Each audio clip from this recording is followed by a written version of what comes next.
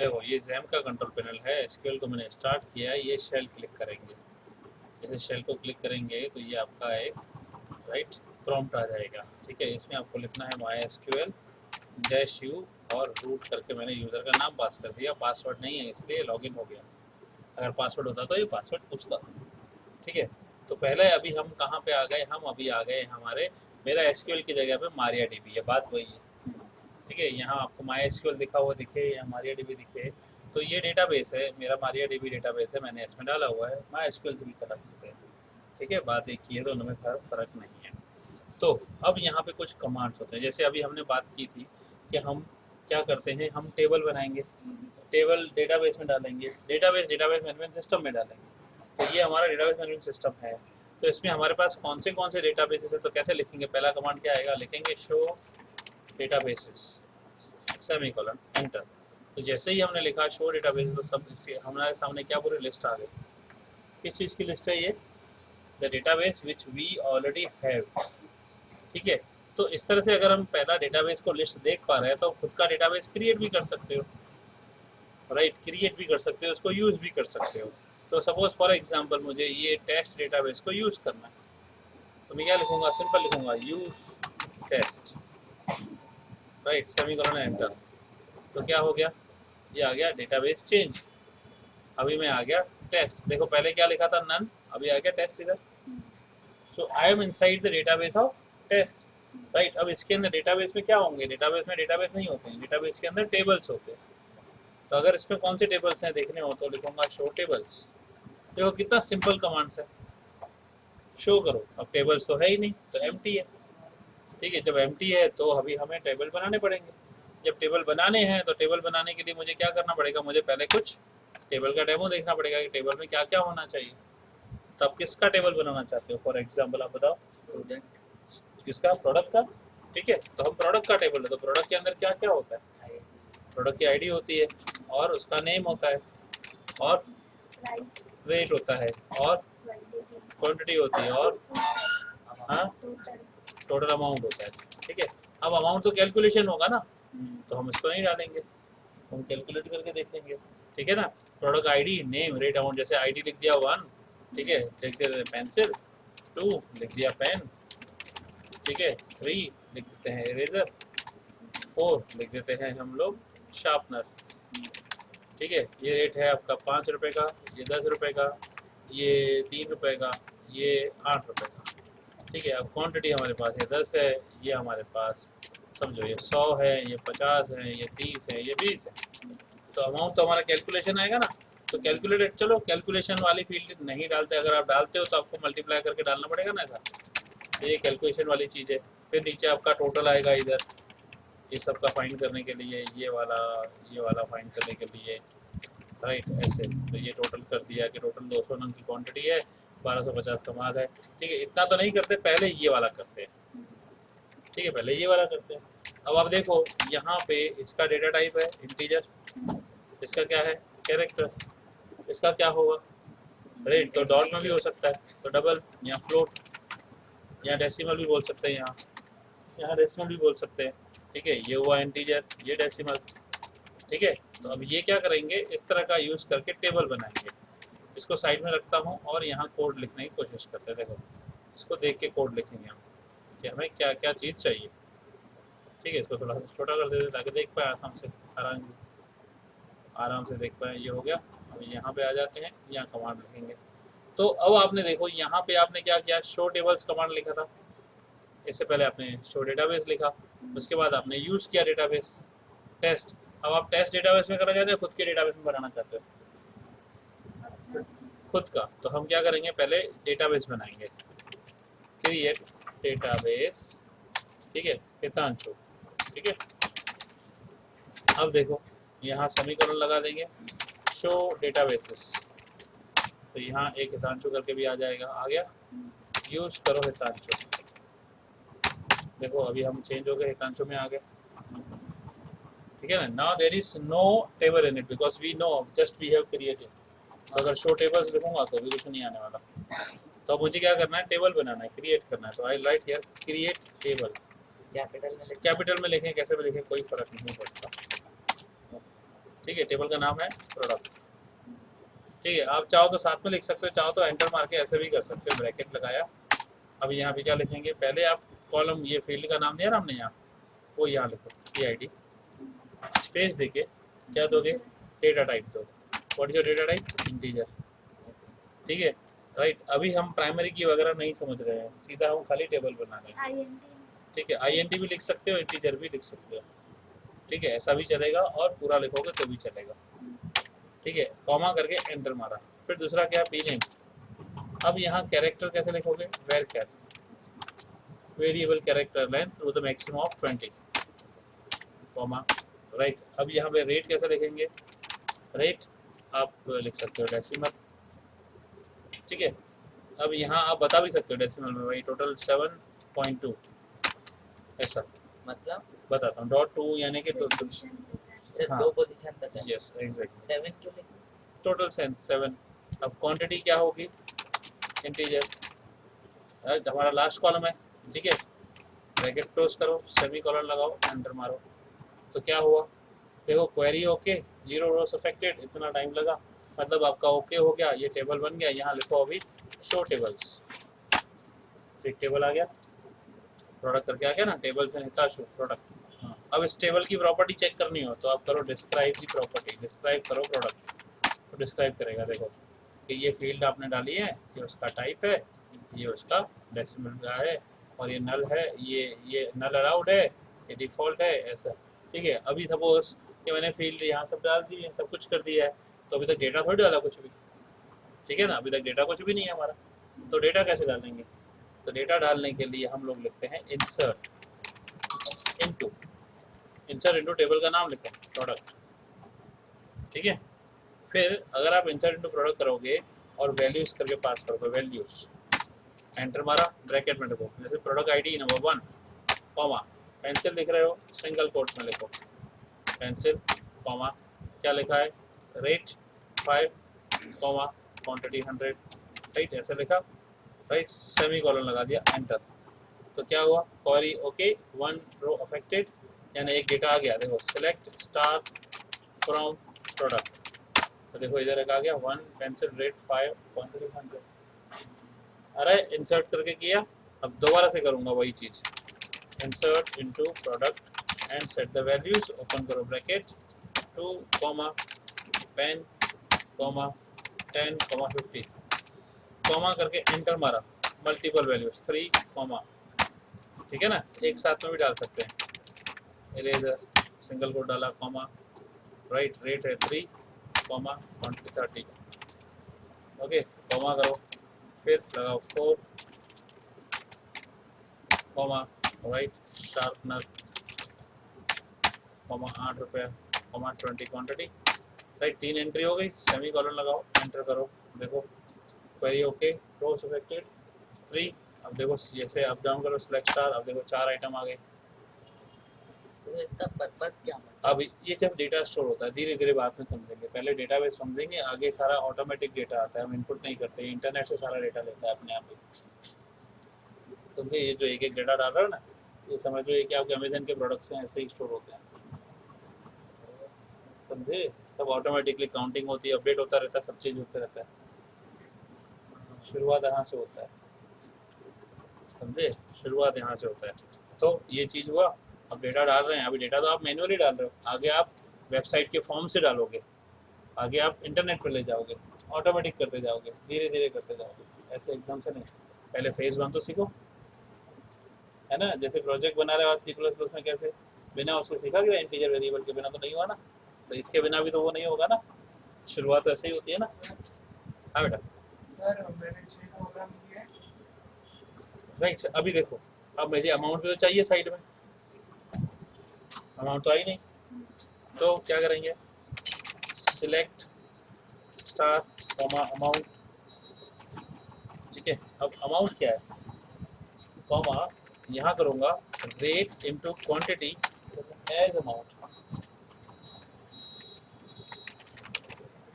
As amount from product. देखो क्या हुआ, a select rate into quantity, star मतलब सब, comma, rate into quantity rate और क्वांटिटी का मल्टीप्लाई करो, एज अमाउंट उसका टाइटल दे दो फ्रॉम प्रोडक्ट। तो देखो ये सब हो गया, अब ये एग्जैक्टली आया।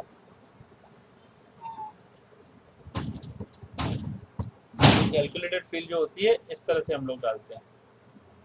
अरे तो यहाँ पे ऐड कर सकते हैं। एक हाँ। और ऐड करो, अमाउंट इनटू क्वांटिटी, एज कुछ भी मतलब। क्यों, लेकिन जब ये लॉजिकल होता है, लॉजिकल होता है सब चीज़ें। तो डिलीट कर ये सकते स्टोर हैं। नहीं है, ये स्टोर नहीं हुआ है, ये स्टोर नहीं किया है, ऐसे कैसे? बस ये कैलकुलेटेड फील्ड है ना। ये मेरे को रन टाइम करना था, मैंने दिखा दिया, ये स्टोर थोड़ी कराऊंगा। जब ये दोनों स्टोर है तो एक्स्ट्रा डेटाबेस पे लोड क्यों डालूं मैं, जब मैं जब चाहूँ करवा सकता हूँ ना, समझे। तो ये लोड क्यों डाले हम डेटाबेस पे, तो ये हमने रन किया, डेटा कम जाएगा ना इतना, और टेम्पररी जब जरूरत पड़े मैं ला सकता हूँ। स्टोर करना होता तो फिर मेरे को वो आपने जो डिस्क्राइब किया ना अभी तो शॉर्ट में, डिस्क्राइब प्रोडक्ट, तो मुझे यहाँ डालना पड़ेगा ना अमाउंट फील्ड, अगर स्टोर करना हो तो। जबकि मुझे पता है कि रेट इनटू क्वांटिटी है, तो मैं स्टोर क्यों कराऊँ, ऐसे मैं कैलकुलेटेड फील्ड बनाऊँ ना उसको। ठीक है, अब इसको मैं ऐसा भी कर सकता हूँ, क्रिएट व्यू अमाउंट एस। ठीक है, अब देखो शो टेबल्स क्या हो गया, प्रोडक्ट और अमाउंट। अब ये क्या हो गया, सिलेक्ट स्टार फ्रॉम अमाउंट, ऐसे करोगे तो अमाउंट दिखाएगा, सिलेक्ट स्टार फ्रॉम प्रोडक्ट करोगे तो ऐसे दिखाएगा। तो ये एक तरह से व्यू बना दिया मैंने, क्वेरी को सेव कर दिया।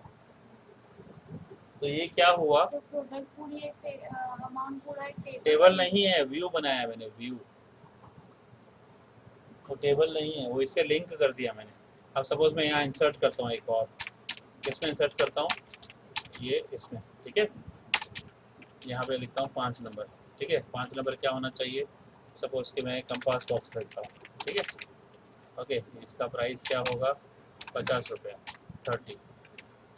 ठीक है, तो ये किस में ऐड किया मैंने, प्रोडक्ट में आया ना। अब मैं अगर इसका देखूँ अमाउंट, देखो अपने आप ही इसमें ऐड हो गया।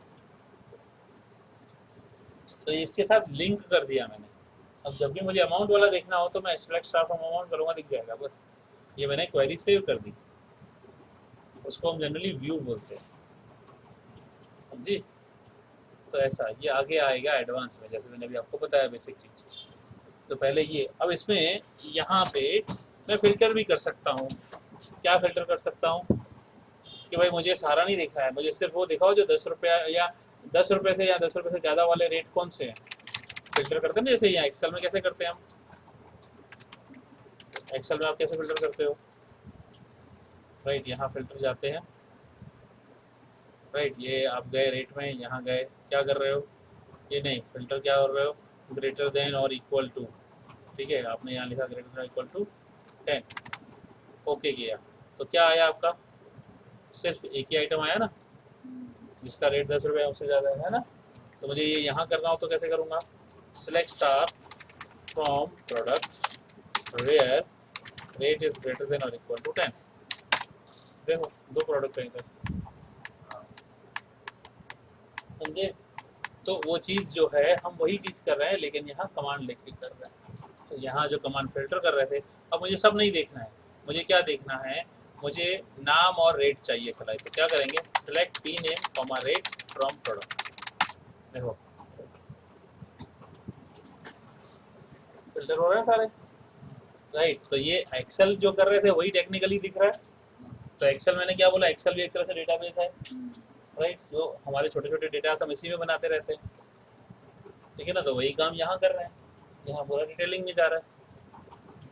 ओके, तो मैंने क्या किया, ये चीज़ मैंने बता दी इस तरह से अभी आपको basic.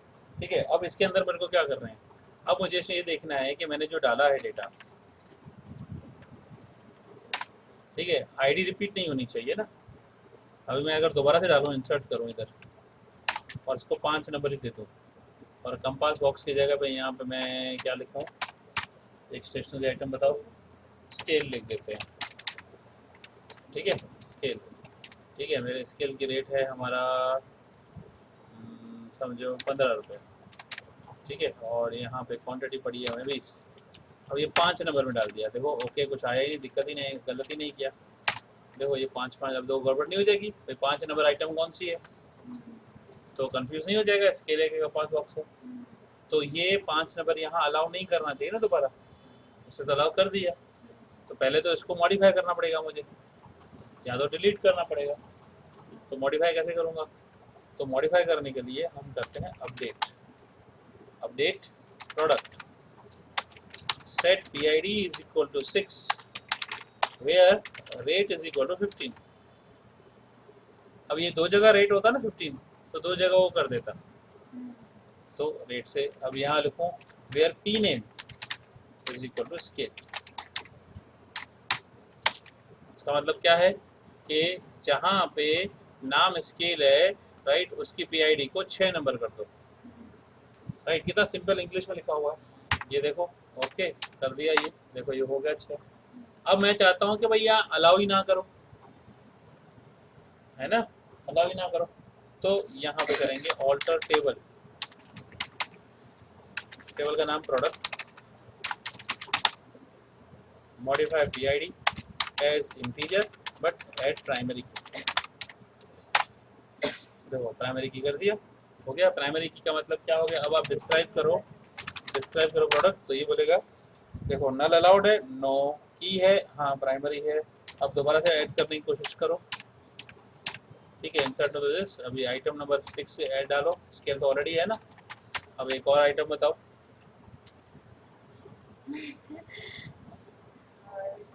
Plane papers, A4 papers, ठीक है, A4 पेपर रिम, पूरी रिम रहेगी, एक पेपर थोड़ी बेचेंगे, ठीक है। अब इसका रेट क्या होगा भाई? 200 रुपीज़। अरे यार गॉड,